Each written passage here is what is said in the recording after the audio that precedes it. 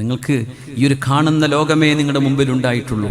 ഖബറിൻ്റെ ഉള്ളിൽ കിടക്കുന്ന ലോകം പുണ്യനബി പറഞ്ഞെന്നപ്പോഴും തലക്ക് കയറിയിട്ടില്ല.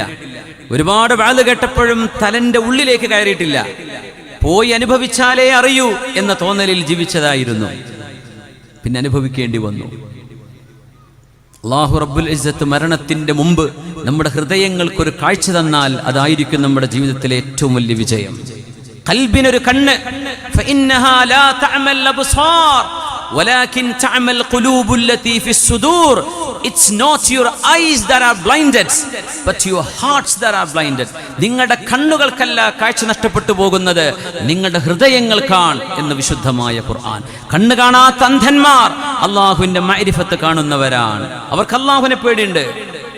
രണ്ട് കണ്ണുണ്ടായിട്ട് നമുക്ക് കാണാൻ പറ്റണില്ല, കേൾക്കാൻ പറ്റുന്നില്ല, കേട്ടിട്ടും കണ്ടിട്ടും ബോധിക്കുന്നു പോലുമില്ല.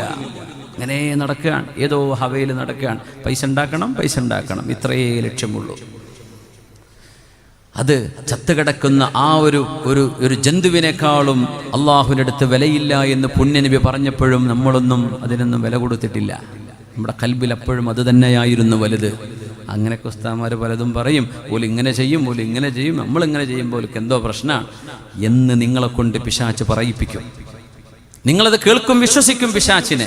ഹുവ അദുവ്വുൽ ലക്കും, അവൻ നിങ്ങളുടെ ശത്രുവാണെന്ന് ഖുർആൻ പറഞ്ഞു. നിങ്ങൾ ശത്രുവിനെ വിശ്വസിക്കുകയും ചെയ്തല്ലേ. യാ ആമിറൻ ലിഖറാബിദ്ദാരി മുജ്തഹിദൻ ബില്ലാഹി ഹൽ ലിഖറാബിദ്ദാരി ഉംറാനു വയാ ഹരീസൻ അലൽ അംവാലി തജ്മഉഹാ അഖ്സിർ ഫഇന്ന സുറൂറൽ മാലി അഹ്സാനു. സമ്പത്ത് കൊണ്ട് നിങ്ങൾക്ക് ലഭിക്കുന്ന സന്തോഷം സങ്കടമാണ്. എപ്പോ? അത് അള്ളാഹുവിന് വേണ്ടി കൊടുത്തിട്ടില്ലെങ്കിൽ. ഉസ്മാൻ ഇബ്നു അഫ്ഫാൻ റളിയല്ലാഹു അൻഹു പുണ്യനബി തങ്ങളുടെ മജ്ലിസിൽ ഇരിക്കുകയാണ് വിശുദ്ധമായ മദീന പള്ളിയിൽ. മിമ്പറിൽ ലോകത്തിന്റെ ഗുരുവായ ഖൈറുൽ ഖൽഖായ അഫ്ദലുൽ ബശറായ മുഹമ്മദ് റസൂലുള്ളാഹ് സ്വല്ലല്ലാഹു അലൈഹി വസല്ലമ തങ്ങൾ മിമ്പറിൽ കയറി നിൽക്കുന്നു. നട്ടുച്ച ചൂടാണ്. മദീന പള്ളിയുടെ ഉള്ളിൽ മുഴുവൻ ആളുകളും വിയർത്ത് കുളിച്ചിരിക്കുകയാണ്. അന്നത്തെ ഒരു ജൂലൈ മാസം. ജയ്ഷുൽ ഉസ്റ എന്ന് പറയുന്ന തബൂക്കിലേക്കുള്ള സൈന്യം പോകുന്ന യാത്രക്ക് ഒരുങ്ങുകയാണ് പുണ്യനബി സ്വല്ലല്ലാഹു അലൈഹി വസല്ലം. മദീനയിൽ നിന്ന് 700 കിലോമീറ്റർ അകലെയാണ് തബൂക്ക് യുദ്ധം നടന്ന സ്ഥലം. അവിടെ യുദ്ധം നടന്നിട്ടില്ല. സ്വഹാബികൾ ഒരുമിച്ച് ചേർന്ന് ക്യാമ്പ് ചെയ്ത് അവർ തിരിച്ചു വരാം. പക്ഷെ ആ ക്യാമ്പിൽ ഒരുപാട് ആളുകൾ മരിച്ചു. മസ്ജിദ് തബൂക്കുണ്ട്, പുണ്യനബി തങ്ങളുടെ പേരിലുള്ള പള്ളിയുണ്ട് തബൂക്കിൽ. തബൂക്ക് മാർക്കറ്റിന്റെ ഉള്ളിൽ തന്നെ പുണ്യനബി തങ്ങളുടെ വിശ്രമസ്ഥാനമായിരുന്നു അത് സ്വല്ലല്ലാഹു അലൈഹി വസല്ലം. മസ്ജിദ് റസൂലില്ലാഹ് സ്വല്ലല്ലാഹു അലൈഹി വസല്ലം തബൂക്കിൽ ചെന്നാൽ കാണാൻ കഴിയും. അവിടെ നിന്ന് പറഞ്ഞു, മൻ യുജഹിസു ഹാദൽ ജയ്ഷ വഅദ്മനു ലഹുൽ ജന്ന. തബൂക്കിലേക്ക് പോകുന്ന ആളുകൾക്ക് 12,000-ഓളം വരുന്ന സ്വഹാബിമാർ. ആരാണോ അവർക്ക് വേണ്ട ഒത്താശകൾ, പൈസ വേണം, ഭക്ഷണം വേണം, വസ്ത്രം വേണം, വാഹനം വേണം, ആരാണതിന് കൊടുക്കാൻ കഴിയുന്ന മുതലാളിമാരെന്ന് പുണ്യനബി മിമ്പറിൽ കയറി ചോദിക്കുമ്പോ അല്ലാഹുവിന്റെ റസൂലിന്റെ സ്വല്ലല്ലാഹു അലൈഹി വസല്ലമ തങ്ങളുടെ പുതിയാപ്പിള ദുന്നൂറൈൻ വല്ലദീ തസ്തഹീ മിൻഹു മലായികത്തുർ റഹ്മാൻ. കാരുണ്യവാനായ അല്ലാഹുവിന്റെ മലക്കുകൾ പോലും നാണിച്ചു പോകുന്ന ഹയാ ഉള്ള, നാണമുണ്ടായിരുന്ന, അല്ലാഹുവിനെ ഭയപ്പെടുന്ന,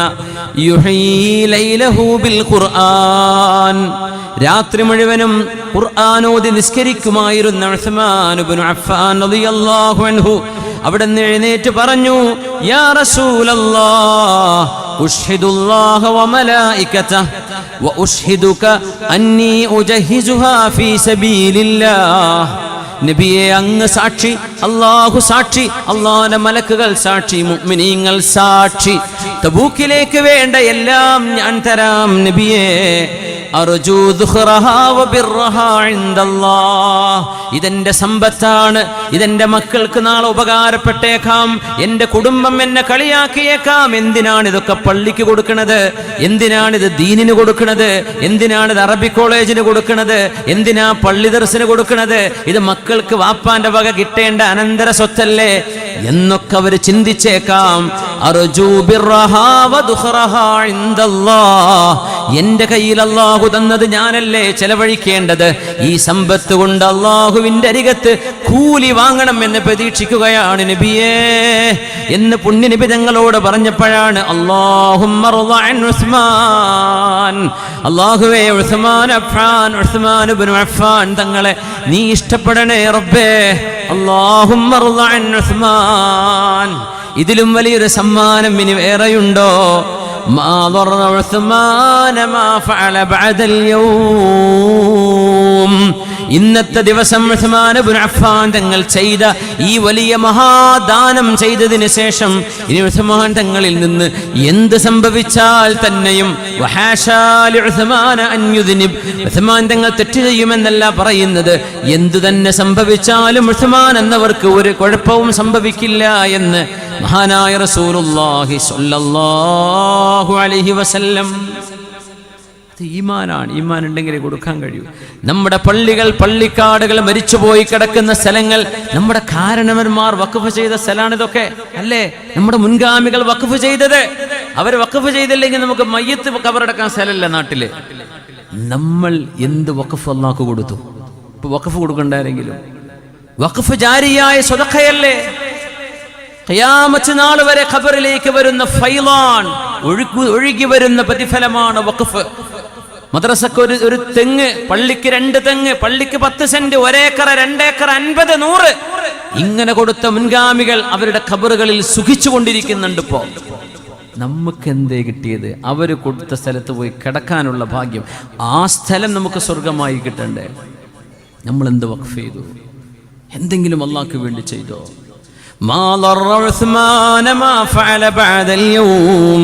ഇന്നത്തെ ദിവസം കഴിഞ്ഞ് ഇനി ഉസ്മാൻ എന്നവർ എന്തു ചെയ്താലും അവർക്ക് പ്രശ്നമല്ല എന്ന് പുണ്യനബി സ്വല്ലല്ലാഹു അലൈഹി വസല്ലം.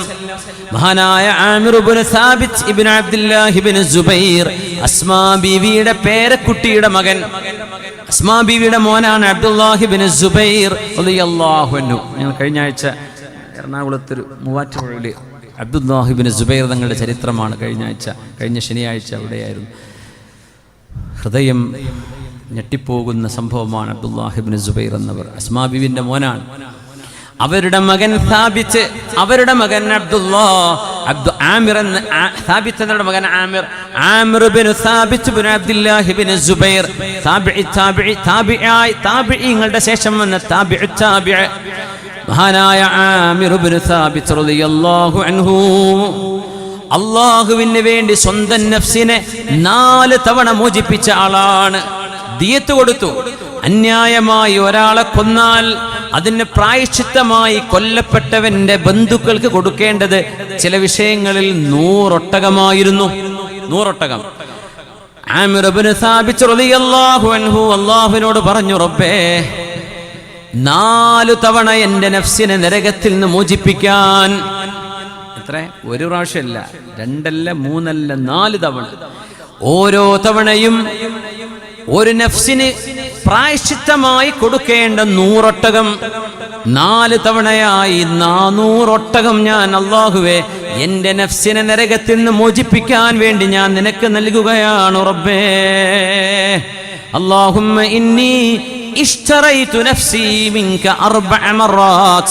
4 തവണ റബ്ബേ എന്റെ ശരീരം നിന്നിൽ നിന്ന് ഞാൻ വാങ്ങിക്കുകയാണ്. ചോനെ നീ എന്നെ ശിക്ഷിക്കരുതേ. اللهم لا تخزني يوم لا تخزي نبيك وأصحابه. നിന്റെ നബിയെയും സല്ലല്ലാഹു അലൈഹി വസല്ലം അവിടുത്തെ അസ്ഹാബിനെയും റിദ്വാനുല്ലാഹി അലൈഹിം അജ്മഈൻ അവരാർക്കും ഒരു നിന്ദയും വരുത്താതെ വിവിഐപികളായി റബ്ബേ നീ സ്വീകരിക്കുന്ന ഖിയാമത്ത് നാളിൽ നാളെ ആമിർ ഇബ്നു സാബിത്ത് വരുമ്പോ എൻ്റെ വാപ്പയും എൻ്റെ വല്ലിപ്പയും എൻ്റെ വല്ലിപ്പയുടെ ഉപ്പയും റബ്ബേ നിന്റെ ദീനിന്റെ ഖാദിമീങ്ങളാണ്. ഈ ആമിറിന് ഒന്നും ചെയ്യാൻ പറ്റിയില്ല. എൻ്റെ നഫ്സിനെ നരകത്തിൽ നിന്ന് മോചിപ്പിക്കാൻ ഞാൻ തന്ന 400 ഒട്ടകം റബ്ബേ, അതിന് പകരം നീ എന്നെ നാണം കെടുത്തരുതേ അല്ലാഹ്. എന്നിട്ട് പറഞ്ഞു, അല്ലാഹുമ്മ ഇന്നി അസ്അലുക മീതതൻ ഹസന, നല്ല മരണം എനിക്ക് തരണേ റബ്ബേ. 400 ഒട്ടകം കൊടുത്തു. 400 ഒട്ടകം. തുലാഭാരം ചെയ്യാന്നൊക്കെ പറയില്ലേ, നഫ്സിന് തുലാഭാരമല്ല, നഫ്സിന് ദിയത്തായിട്ട് മഹാൻ ചെയ്ത ഒരു സുന്നത്തുൻ ഹസന. അത് വിദ്യാർത്ഥിയൊന്നും ഒരു ഒറ്റ കുട്ടിയും പറയില്ല. തെളിവെന്താന്നും ചോദിക്കാൻ പറ്റില്ല. അതിന് എന്തെന്നറിയോ, ശറഇൽ പുണ്യമായ വിഷയങ്ങൾ, മഫ്തുഹായ വിഷയങ്ങളുണ്ട്. അതിന് നബി ചെയ്തോ സ്വഹാബത്ത് ചെയ്തോ എന്നവിടെ ചോദിക്കൂല. എന്തുകൊണ്ട് ചോദിക്കൂല? അതൊരു ഖൈറായ വിഷയമാണോ? മതി. ആമിർ ഇബ്നു സാബിത്ത് എന്നവർ ആരെയും പറഞ്ഞു, ഈ 4 തവണ നഫ്സിനെ മോചിപ്പിക്കാൻ 400 ഒട്ടകം കൊടുത്തത് ബിദ്അത്ത ഒരു സ്വഹാബിയും ചെയ്തിട്ടില്ലല്ലോ, നബി ചെയ്തിട്ടില്ലല്ലോ. മിണ്ടിപ്പോവരുത്. അതൊക്കെ ഈ അടുത്ത കാലത്ത് നിങ്ങൾക്ക് വന്ന അസുഖമാണ്, പല നന്മകളും പൂട്ടിവെക്കാൻ. ആമിർ ഇബ്നു സാബിത്ത് എന്നവരുടെ ഈ കഥ പറയുന്നത് നിങ്ങളൊക്കെ അംഗീകരിക്കുന്ന ആളുകളടക്കമാണ്. ഇബ്നു തൈമിയ്യ അടക്കം, ഇബ്നുൽ ഖയ്യിം എന്നവരടക്കം, ഇമാം ദഹബി അടക്കം ഇവരൊക്കെ പറയാം. പിന്നെ നീ കീടങ്ങളായി നിൽക്കുന്ന ആൾക്കാരാണോ ഇതിലൊക്കെ ഇടപെടാൻ വരുന്നത്? തെളിവുണ്ടോ വെച്ചിട്ട്? ആമിർ ഇബ്നു സാബിത്ത് റളിയല്ലാഹു അൻഹു റബ്ബിനോട് ചോദിച്ചു, പടച്ചവനെ, ഞാൻ ചെയ്ത 400 ഒട്ടകം ഓരോ 100ഉം എൻ്റെ നഫ്സിനെ ഓരോ തവണ മോചിപ്പിക്കുകയാണ് നരകത്തിൽ നിന്ന് റബ്ബേ. അതിന് പകരം ഒരു കാര്യം ചോദിച്ചോട്ടെ, എനിക്ക് മീതതൻ ഹസന, നല്ല ഒരു മരണം നൽകണമേ.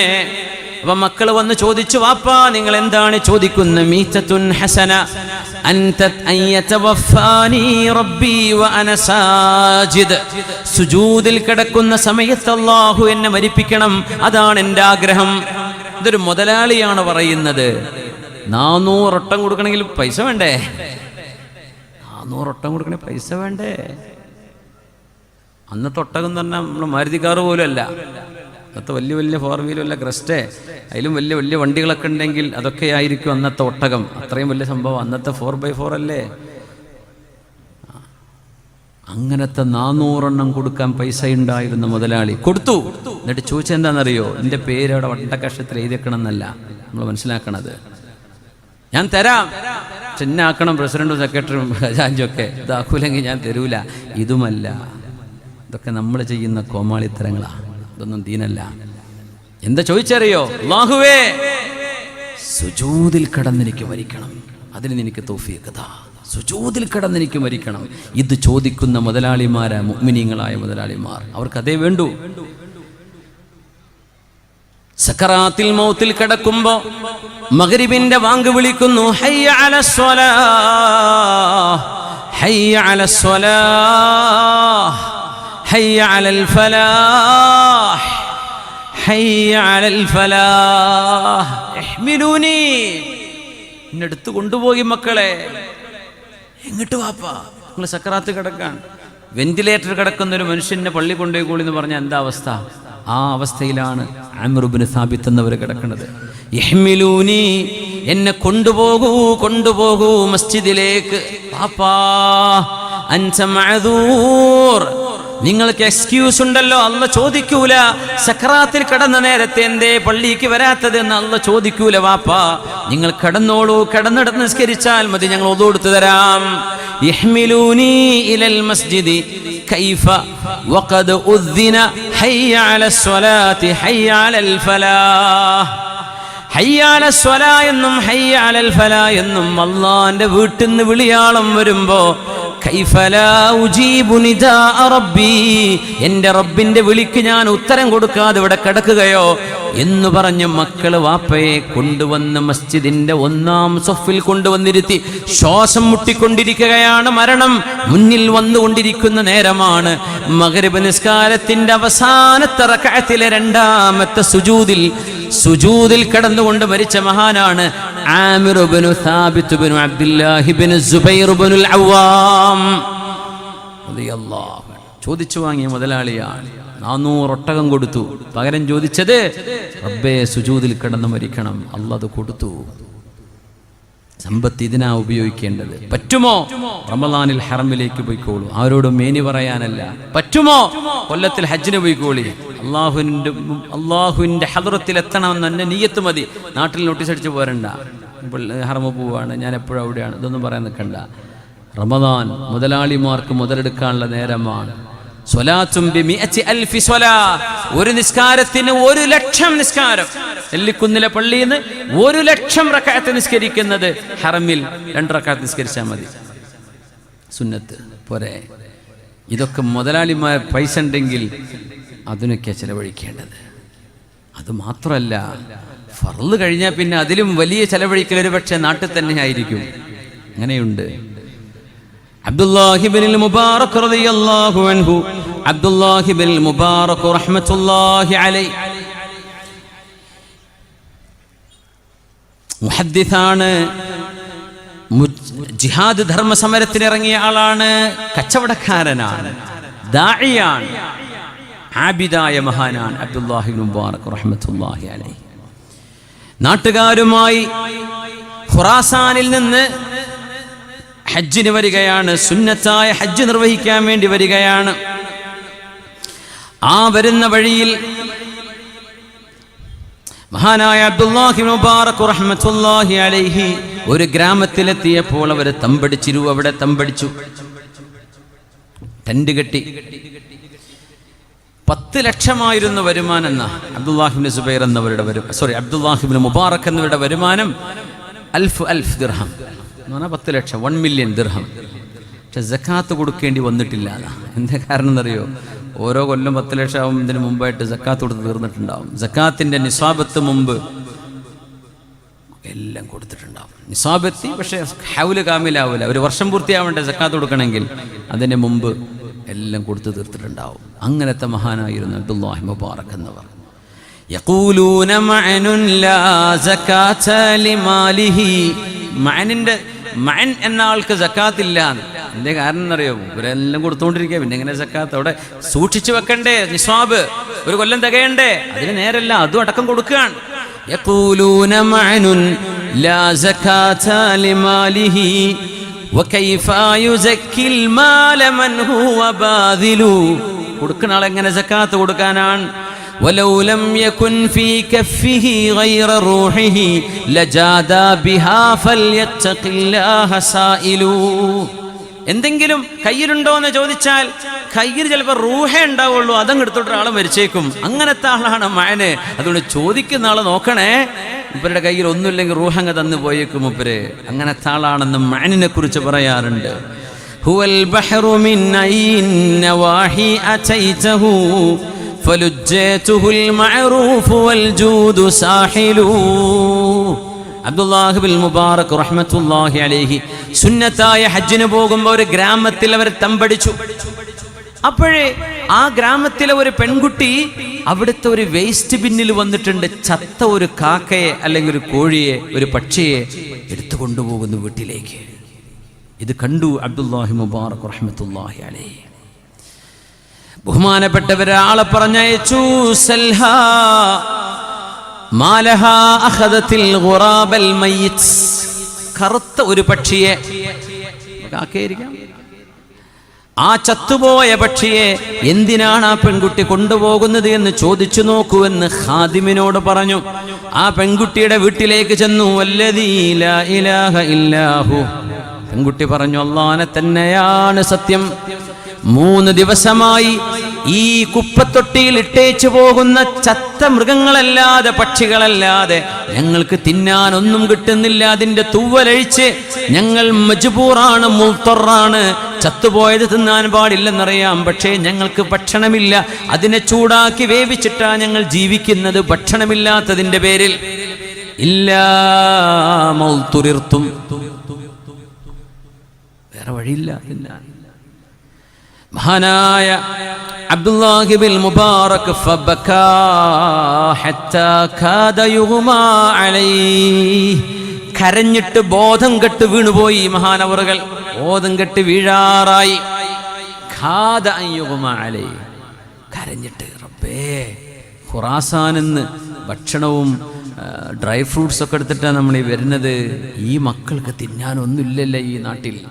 മഹാനവറുകൾ വിളിച്ചു പറഞ്ഞു, നഹ്നു നഅകുലുൽ ഫാലൂദജ് വന്നാസു യഅകുലൂനൽ ഗിർബാനൽ മയ്യിത ലൻ അഹുജ്ജ ഹാദിഹി السന വഅതു ഖാഫിലതി ബിബുർരിഹാ വഹുബൂബിഹാ വമാ അലൈഹാ മിൻ ദറാഹിമ വദനാനീറ വസിയാബിൻ ഇലാ അഹ്ലി ഹാദിഹിൽ ബാദിയ. ഈ വർഷം നമുക്ക് ഹജ്ജില്ല. കൂടെ വന്ന ആൾക്കാരൊക്കെ സുന്നത്ത് ഹജ്ജ് ഒരിക്കൽ ചെയ്തവരാണ്, സുന്നത്ത് ഹജ്ജിന് പോവാണ്. അബ്ദുല്ലാഹി മുബാറക് തങ്ങളുടെ പ്രത്യേകത, അവർ അമീറാണ്, കൂടെയുള്ള ആൾക്കാരുടെ ഒക്കെ ഭക്ഷണം മൂപ്പര വകയാണ്. ഭയങ്കരമായ ചരിത്രമുണ്ട് അദ്ദേഹത്തിൻ്റെ. മദീനയിലേക്ക് എത്തുമ്പോൾ മൂപ്പര് പറയും, മദീന സിയാറത്ത് കഴിഞ്ഞിട്ട് പിന്നെ നാട്ടിലേക്ക് പോരുക. അപ്പോൾ മദീനത്തെത്തിയാൽ മൂപ്പര് പറയും, എല്ലാവരും പൈസൻ്റെ കൈ തന്നേക്കിൻ, നിങ്ങളുടെ മക്കൾക്ക് വേണ്ട സാധനങ്ങളൊക്കെ എന്ത് ചെയ്യാം, ഞാൻ വാങ്ങിച്ചു തരാം, പൈസ ഞാൻ കൊടുക്കാം, നിങ്ങളുടെ ആവശ്യങ്ങൾ പറഞ്ഞാൽ മതി. വീട്ടിലേക്ക് മക്കൾക്ക് ഹദിയ വാങ്ങിക്കണം മദീനയിൽ നിന്ന് വരുമ്പോൾ എന്ന് പറയും. ഇപ്പോഴും മദീനത്ത് നിന്ന് ഈത്തപ്പഴം വാങ്ങുക അല്ലേ. മദീനത്ത് നിന്നൊരു ഷോപ്പിംഗ് ഏരിയയിൽ മഹാന്മാരുടെ ഒരു ചര്യയായിരുന്നു. അവർ മദീനത്ത് നിന്ന് സാധനങ്ങളൊക്കെ വാങ്ങിക്കുക. അബ്ദുല്ലാഹി മുബാറക് എന്നവർ പറയും, നിങ്ങൾ മക്കൾക്ക് വേണ്ടതൊക്കെ വാങ്ങിച്ചോ എന്ന് പറയും. ഒക്കെ വാങ്ങിച്ചിട്ട് പൈസ ഉണ്ടല്ലോ, നാട്ടിലെത്തിയാൽ അവരേൽപ്പിച്ച മുഴുവൻ പൈസയും അവർക്ക് തിരിച്ചു കൊടുക്കും. അപ്പം ഞങ്ങൾ വാങ്ങിച്ചതോ, അതൊന്നും സാരതിൻ്റെ വകയാണ്. അങ്ങനത്തെ അമീറായിരുന്നു അബ്ദുല്ലാഹി മുബാറക് തങ്ങൾ. സുബ്ഹാനല്ലാഹ്. മഹാനവറുകൾ പറഞ്ഞു, എൻ്റെ കൂടെ വന്ന മുഴുവൻ ആളുകളോടും പറയട്ടെ, ഈ വർഷം നമുക്ക് ഹജ്ജില്ല. നമ്മുടെ കയ്യിലുള്ള മുഴുവൻ ധാന്യവും പൈസയും ദീനാറും ഖുറാസാനിലേക്ക് തിരിച്ചെത്താനുള്ള ഏതാനും സംഖ്യ മാത്രം കയ്യിൽ വെച്ച് മുഴുവനും ഈ പാവപ്പെട്ട ഗ്രാമീണർക്ക് കൊടുത്ത് നമ്മൾ പോവുകയാണ്. ഈ വർഷം നമുക്ക് ഹജ്ജില്ല, നമ്മൾ പോവുകയാണ്. തിരിച്ചുപോയി. അവരെ മദീനത്ത് പോലെ എത്തിയിട്ടുണ്ടായിരുന്നില്ല. ആ പൈസ നാട്ടുകാർക്ക് മുഴുവൻ കൊടുത്ത് അവർ തിരിച്ചു പോന്നു. ഇത് ചെയ്തത് ലോക പ്രശസ്തനായൊരു പണ്ഡിതനാണ്, അബ്ദുല്ലാഹി ബിൻ മുബാറക് റഹ്മത്തുള്ളാഹി അലൈഹി. അപ്പോൾ അതൊരു ഇൽമിന്റെ വെളിച്ചത്തിൽ ചെയ്ത പണിയാണ്, അറിവില്ലായ്മ കൊണ്ട് ചെയ്തതല്ല, അത് ഇൽമാണ്. ഇങ്ങനെ പാരയും ചെയ്തിക്കണോ, ഇതിൽ തെളിവുണ്ടോ, സ്വഹാബത്ത് ചെയ്തോ, ഹദീസുണ്ടോ എന്നൊന്നും ചോദിക്കൂല. അവിടെ നിനക്ക് തലക്ക് വെളിവില്ലാത്തത് കൊണ്ടാണ് ദീനിന്റെ വിഷയങ്ങളിൽ ഈ ചോദ്യവുമായി നീ വരുന്നത്. അബ്ദുല്ലാഹി മുബാറക് എന്നവരന്ന് രാത്രി സ്വപ്നം കാണുന്നു. ഖുറാസാനിലെത്തിയപ്പോ ആദ്യത്തെ രാത്രിയിൽ തന്നെ ഒരാൾ പറയുന്നു, സ്വപ്നത്തിൽ വന്നിട്ട്, ഹജ്ജുൻ മബ്റൂർ വസഅയും മഷ്കൂർ വദംബും മഗ്ഫൂർ. അല്ലാഹുക്ക് പൊരുത്തമുള്ള അധ്വാനമായി അല്ലാഹ് സ്വീകരിച്ച ഹജ്ജായി അല്ലാഹു നിങ്ങൾക്ക് പൊരുത്തപ്പെട്ടു തന്നു. അത് അല്ലാഹുവിന്റെ ഭാഗത്തു നിന്നുള്ള മുബശ്ശിറാത്താണ്, സന്തോഷവാർത്തയാണ്. നിങ്ങളുടെ ഹജ്ജ് ഇതാണ്. നമ്മുടെ നാട്ടിലെ പാവപ്പെട്ട ആളുകൾ കഷ്ടപ്പെടുന്ന സമയത്ത് അവർക്ക് വേണ്ടി ചെലവഴിക്കലാവാം സുന്നത്തായ ഒരു ഇബാദത്തിന് നമ്മൾ ചെലവഴിക്കുന്ന പണത്തെക്കാളും നല്ലത് ആ പാവപ്പെട്ടവന്റെ വിശപ്പടക്കലാണ്. നമ്മുടെ കാസർഗോഡ് ജില്ലയിൽ ഡയാലിസിസ് സെന്ററുകളൊക്കെ ഉണ്ടോ? എനിക്കറിയില്ല. കയ്യുമണ്ണി എന്തോ എന്നൊരിക്കൽ പറഞ്ഞു തുടങ്ങണം എന്നൊക്കെ പറഞ്ഞിട്ട് തുടങ്ങിക്കണോ എനിക്കറിയില്ല. കാസർഗോഡ് ഉണ്ടോ? ഉണ്ട്, ഉണ്ടല്ലേ. സി എസ് സെന്ററൊക്കെ ഉണ്ടോ? MLA സി എസ് സെന്റർ ഉണ്ടോ അവിടെ? ഉണ്ടോ? ഏതെങ്കിലും പേരിലായിക്കോട്ടെ. സി എസ് സെന്ററിൻ്റെ നമ്മളാ പാർട്ടിക്കാരനല്ല എന്ന് പറയുന്നുണ്ട്, അതൊന്നും കുഴപ്പമില്ല. പാവപ്പെട്ടവന് വില കുറച്ച് മരുന്നോ വെറുതെയോ മരുന്നും ചികിത്സയും കിട്ടുന്ന സംവിധാനങ്ങൾ, ഡയാലിസിസ് സെന്ററുകൾ. കാസർഗോഡ് ജില്ലക്കാരാണ്, ഒരുപാട് ജില്ലക്കാരെ സഹായിക്കുന്നവർ ഈ ജില്ലക്കാരാണ്. എനിക്കറിയാം, നമ്മൾ പറയാം, നമ്മുടെ സുഹൃത്തുക്കളൊക്കെയാണ് നിങ്ങളൊക്കെ. നമ്മളെ നാട്ടിൽ കാസർഗോഡ്, ഞാൻ മലപ്പുറത്താണെങ്കിലും പലരും വിചാരം ഞാൻ കാസർഗോട്ടുകാരനാണ്. ആരും പറഞ്ഞാൽ വിശ്വസിക്കില്ല മലപ്പുറത്താന്ന് പറഞ്ഞാൽ. നിങ്ങളെപ്പോഴും കാസർഗോഡാണല്ലോ. അപ്പോൾ നമ്മളെ സ്നേഹിക്കുന്ന നല്ല മനുഷ്യന്മാർ കാസർഗോഡാണ്. അപ്പോൾ അൽഹംദുലില്ലാഹ്. ആയിക്കോട്ടെ, നമുക്ക് ഇവിടെ ഒരു സാന്ത്വനമുണ്ടോ? ഡയാലിസിസ് സെന്ററുകളുണ്ടോ? ആതുര സേവന സ്ഥാപനങ്ങളുണ്ടോ? നമ്മൾ ചെയ്യുന്ന ധൂർത്തിൻ്റെ ഒരു 10% കൊടുത്താൽ മതി. ഈ നാട്ടിലെ മുഴുവൻ ആളുകളുടെയും പട്ടിണി മാറാൻ അത് മതിയാവും. നമ്മൾ ചെയ്യുന്നുണ്ടോ? ഇവിടെ ആരെങ്കിലും മുൻകൈ എടുത്തിട്ടുണ്ടോ? നമ്മുടെ ഗവൺമെന്റ് ഹോസ്പിറ്റലിൻ്റെ അടുത്ത് ഏതെങ്കിലും പാവപ്പെട്ട മിസ്കീന്മാരായ പെണ്ണുങ്ങൾ അവരുടെ വാപ്പക്ക്, ഭർത്താവിന്, മക്കൾക്ക് വേണ്ടി കൂട്ടിന് വരുമ്പോൾ കഞ്ഞി കുടിക്കാൻ, ഭക്ഷണം ഫ്രീ ആയിട്ട് കൊടുക്കാൻ, മരുന്ന് വില കുറച്ചോ വെറുതെയോ കൊടുക്കാൻ പറ്റുന്ന സംവിധാനങ്ങൾ സെൻറ്ററൊക്കെ അങ്ങനെയാണ്, ഒരുപാട് ജില്ലകളിലുണ്ട്. പക്ഷേ നമ്മുടെ കാസർഗോഡ് ജില്ലകളിൽ എത്രത്തോളം നമ്മൾ ചെയ്യുന്നുണ്ട്, എത്ര പാവപ്പെട്ടവരുണ്ടെന്നാണ് നമ്മുടെ നാട്ടിൽ, നമ്മുടെ ജില്ലയിൽ വിരലെണ്ണാവുന്ന ആളുകളെ മുതലാളിമാരുള്ളൂ. പക്ഷെ പാവപ്പെട്ടവരാണ് അധിക കൂറും. അവർക്ക് വേണ്ടി എന്തെങ്കിലും നമ്മൾ മാറ്റിവെച്ചിട്ടുണ്ടോ നമ്മുടെ ഈ ധൂർത്തിനിടയിൽ? ഞാൻ ചോദിക്കുകയാണ്, നിങ്ങളെ വേദനിപ്പിക്കാൻ വേണ്ടി പറയല്ല, ഒന്ന് ചിന്തിക്കാനും നിങ്ങളൊന്ന് മുന്നിട്ടിറങ്ങണം. അതേ ഉണ്ടാവൂ, അതേ ബാക്കിയുണ്ടാവൂ. അബ്ദുല്ലാഹി മുബാറക് എന്നവരുടെ ഹജ്ജിന്റെ കഥ പറയുമ്പോഴേ അത് കേട്ട് രസിച്ചു പോവാനല്ല, പാഠം വേണം, ഉൾക്കൊള്ളണം. നമ്മളും ചെയ്യണ്ടേ എന്തെങ്കിലും? അല്ലാഹു തൗഫീഖ് ചെയ്യട്ടെ, അല്ലാഹു തൗഫീഖ് ചെയ്യട്ടെ. ഹജ്ജും മബ്റൂർ വസഅയും മഷ്കൂർ വദംബും മഗ്ഫൂർ. ഹജ്ജ് സ്വീകരിച്ചു, അധ്വാനം അല്ലാഹു സ്വീകരിച്ചു, നിങ്ങളുടെ തെറ്റുകൾ അല്ലാഹു നിങ്ങൾക്ക് പുറത്തു തന്നു എന്ന് അല്ലാഹുവിൻ്റെ ഭാഗത്ത് നിന്ന് വിളിയാളം വന്നു. യാ റബ്ബ്, യാ റബ്ബ്, യാ റബ്ബ്. കച്ചവടക്കാർക്ക് വേണ്ടി ഒരു കാര്യം കൂടെ പറഞ്ഞ് അവസാനിപ്പിക്കട്ടെ. സമയം അതിക്രമിച്ചു, 2 മണിക്കൂറും 20 മിനിറ്റുമായി. ഇനി 10 മിനിറ്റ് കൂടെ സഹിച്ചൂടെ? ഏതായാലും ഇത്ര ആയില്ലേ. നിങ്ങൾ കുറേ നേരത്തെ വന്നിരിക്കുന്ന ആൾക്കാരെ ഇടയ്ക്കൊരു സ്വലാത്ത് ചൊല്ലിപ്പിക്കാനൊക്കെ എഴുന്നേൽപ്പിക്കലുണ്ട്. പക്ഷേ എഴുന്നേറ്റ് ഞങ്ങൾ പോകുമെന്ന് എനിക്ക് ഉറപ്പാണ്. കാരണം നിങ്ങൾ അത്രയും നേരം ടയർഡായിട്ട് ഇരിക്കുക. അപ്പോൾ ആ ഇരുത്തങ്ങനെ ഉറങ്ങണമെങ്കിൽ ഉറങ്ങിക്കോട്ടെ, ഫോണോല് എണീറ്റ് പോയിക്കോട്ടെ. അതുകൊണ്ടാണ് ഞാനങ്ങ് എണീറ്റ് നിർത്തിക്കാഞ്ഞിരുന്നത്. വിഷയം കംപ്ലീറ്റ് ആവുകയാണ്. ഒറ്റ കാര്യം കൂടെ പറയട്ടെ. സ്വഹീഹ് മുസ്ലിമിലുള്ള ഹദീസാണ്. അബൂ ഹുറൈറ റളിയല്ലാഹു അൻഹു പുണ്യ നബിയിൽ നിന്ന് കേട്ടത് സല്ലല്ലാഹു അലൈഹി വസല്ലം. മറത്ത് സഹാബത്തുൻ ഫസമിഅ അഹദുന്നാസി സൗതൻ ഫിസ്സഹാബ. പുണ്യ നബി തങ്ങൾ ഒരു ചരിത്രം പറഞ്ഞു കൊടുക്കുന്നു സല്ലല്ലാഹു അലൈഹി വസല്ലം. കച്ചവടക്കാർക്ക് കച്ചവടത്തിൽ ബർക്കത്തുണ്ടാവാൻ ഈ ഹദീസ് നിർബന്ധമായും ജീവിതത്തിലേക്ക് പ്രാക്ടിക്കലി കൊണ്ടുവരാൻ പരിശ്രമിക്കണം. അത്രല്ലേ പറയാൻ പറ്റുള്ളൂ. സമ്പത്ത് ജോലിയുള്ള ആൾക്കാർക്കും ചെയ്യാം, ശമ്പളമുണ്ട് എന്നാലും ചെയ്യാം. കച്ചവടക്കാർക്ക് പ്രത്യേകിച്ചും, കൃഷി ചെയ്യുന്ന ആളുകൾ, ബിസിനസ് ചെയ്യുന്ന ആളുകൾ. അള്ളാഹുവിൻ്റെ റസൂല് പറയുന്നു, ഒരു മേഘം ഭൂമിയിലേക്ക് അരികത്തേക്ക് വന്ന് നിൽക്കുന്ന മേഘം. മേഘമൊക്കെ ഭൂമിയുടെ വളരെ അടുത്ത. ഫ്ലൈറ്റിൽ യാത്ര ചെയ്യുന്നവർക്ക് പെട്ടെന്ന് ഒന്ന് ടേക്ക് ഓഫ് ചെയ്താൽ തന്നെ മേഘം എത്രയോ, അത് കഴിഞ്ഞ് എത്രയോ 1000-30,000 ഫീറ്റിൻ്റെ ഒക്കെ മേലൊക്കെ പോവാം. താഴെ കിടക്കുന്നത് ഈ മേഘമൊക്കെ വളരെ അടുത്താണ്. അതിൻ്റെ എത്രയോ ഒരു 10-12 കിലോമീറ്ററൊക്കെ മേലെ ഫ്ലൈറ്റ് പറക്കുന്നത്. ഇതൊരു കിലോമീറ്ററിൻ്റെ താഴെയായിരിക്കും മേഘം ഉണ്ടാവുക ഏകദേശം. സഹാബത്ത്, ഒരു കറുത്ത ഇരുണ്ട മേഘം. ആ മേഘത്തിൻ്റെ ഉള്ളിൽ നിന്ന് ഒരു വിളിയാളം കേൾക്കുന്നു, മേഘമേ ഇസ്ഖി ഹദീഖത ഫുലാൻ ഇബ്നു ഫുലാൻ. മേഘമേ, നീ മഴയായി ചെന്ന് പെയ്യേണ്ടത് ഇന്നാലിന്ന ഒരാളിൻ്റെ പേര് പറഞ്ഞു. പുണ്യനബിയെ പേര് പറഞ്ഞില്ല. ഇന്ന പേരുള്ള ഒരാളുടെ തോട്ടത്തിൽ പോയിട്ട് മഴ പെയ്യേ. ആ മേഘം ആ തോട്ടം ലക്ഷ്യമായി വരികയാണ്. ഇയാൾ ആ മേഘത്തെ പിന്തുടർന്നു.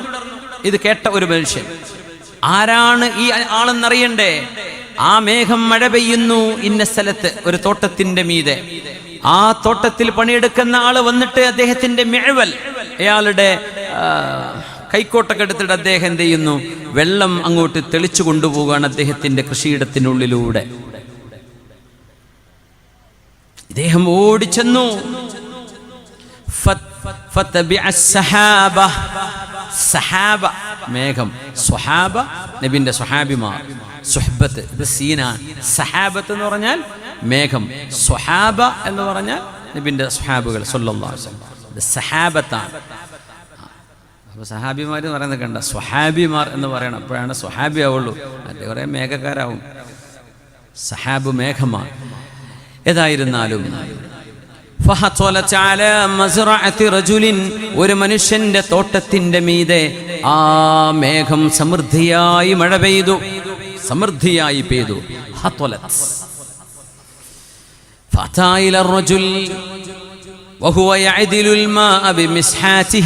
തന്റെ കൈക്കോട്ട് കൊണ്ട് അദ്ദേഹം ആ തോട്ടത്തിൽ ഇങ്ങനെ കിളച്ച് വെള്ളം ഇങ്ങനെ കൊണ്ടുപോയി കൊണ്ടിരിക്കുന്ന തോട്ടത്തിന്റെ ഉടമയോട് ചെന്ന് ചോദിച്ചു, യാ അബ്ദല്ലാഹ് മാ ഇസ്മുക്, അല്ലാഹുവിന്റെ ദാസനെ നിങ്ങളുടെ പേരെന്താണ്? അന ഫുലാനുൻ, എൻ്റെ പേര് ഇതാണ്. ബിസ്മില്ലദീ സമിഅഹു ഫിസ്സഹാബ, ആ മേഘത്തോട് ആരോ വിളിച്ചു പറയുന്നു, മേഘമേ ഇന്നാലിന്ന ആളിന്റെ തോട്ടത്തിൽ പോയി മഴ പെയ്യ് എന്ന് ആരുടെ പേരാണോ പറഞ്ഞത് അതേ ആളാണ് ഇയാൾ. സ്വഹീഹ് മുസ്ലിമിലുള്ള സ്വഹീഹായ ഹദീസാണ്. അസ്അലുക ബില്ലാഹ് ബിഅയ്യി ഖൈറിൻ നിൽതഹാദാ, അള്ളാഹുവിനെ വിചാരിച്ച് ചോദിക്കട്ടെ, ഇത്രമേൽ സ്ഥാനം നിങ്ങൾക്ക് അള്ളാഹു നൽകാൻ ഒരു മേഘത്തോട് റബ്ബിന്റെ കമാൻഡ്, നിങ്ങളുടെ പേര് പറഞ്ഞ് നിങ്ങൾക്കാണ് ഈ വെള്ളം കൊടുക്കേണ്ടതെന്ന് പറയാൻ നിങ്ങൾ എന്താണ് ചെയ്തത്? അമാ വഖദ് സഅൽതനി, നീ എന്നോട് ചോദിച്ചതുകൊണ്ട് ഞാൻ പറഞ്ഞു തരാം. ഫഇന്ന കുല്ലമാ ഖറജ മിൻ അർളി, എൻ്റെ ഈ കൃഷിയിടത്തിൽ നിന്ന് എനിക്ക് ലഭിക്കുന്ന എല്ലാ വരുമാനവും ഉഖ്സിമുഹു സലാസത അഖ്സാമിൻ, 3 ഭാഗമായിട്ട് ഞാൻ അതിനെ ഓഹരി വെക്കും. വരുമാനം 3 ഓഹരിയാക്കി വെക്കും, കൃത്യമായും 3. ഖിസ്മുൻ അതസദ്ദഖു ബിഹി ലിമർളാത്തില്ലാഹ്, അതിലൊന്ന് ഞാൻ അല്ലാഹുവിൻ്റെ തൃപ്തിക്ക് വേണ്ടി ദാനം ചെയ്യും. അള്ളാഹിന്റെ തൃപ്തിക്ക് വേണ്ടി മാത്രം, വേറെ ആരും അതറിയണ്ട, ആരും എന്നെ പ്രശംസിക്കേണ്ട, എനിക്ക് അള്ളാഹിന്റെ പൊരുത്തം മതി. അങ്ങനെ ഞാൻ അതിന്റെ 3-1 ദാനം ചെയ്യും. വഖിസ്മുൻ അദ്ഖിറുഹു ലിഅഹ്ലി, ആ 3-1 എൻ്റെ വീട്ടുകാർക്ക് വേണ്ടി ഞാൻ വരുമാനമായി എടുത്തു വെക്കും. വഖിസ്മുൻ അറുദ്ദുഹു ഫീ ഹാദിഹിൽ അർള്, പിന്നെയുള്ള 3-ാമത്തേത് ഈ കൃഷിയിലേക്ക് തന്നെ ഞാൻ ഇറക്കും.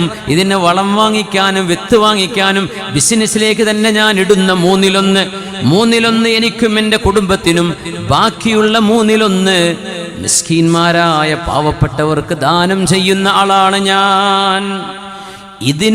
ഇതിന് പകരമായി അള്ളാഹു നൽകിയ നിഅ്മത്തായിരുന്നു അതെന്ന് മഹാനായ അഷ്റഫുൽ ഖൽഖ് റസൂലുള്ളാഹ് സ്വല്ലല്ലാഹു അലൈഹി വസല്ലം, അള്ളാഹു നമ്മുടെ കൈകളിൽ നൽകുന്നത് നമുക്ക് മാത്രമുള്ള റിസ്ഖല്ല എന്ന് മനസ്സിലാക്കണം. നിങ്ങളുടെ കൈകളിൽ അള്ളാഹു നൽകുന്ന സമ്പത്തിൽ വലിയൊരു ഭാഗം നിങ്ങളുടെ നാട്ടുകാരായ പാവപ്പെട്ടവർക്കുള്ള അവകാശമുണ്ട്.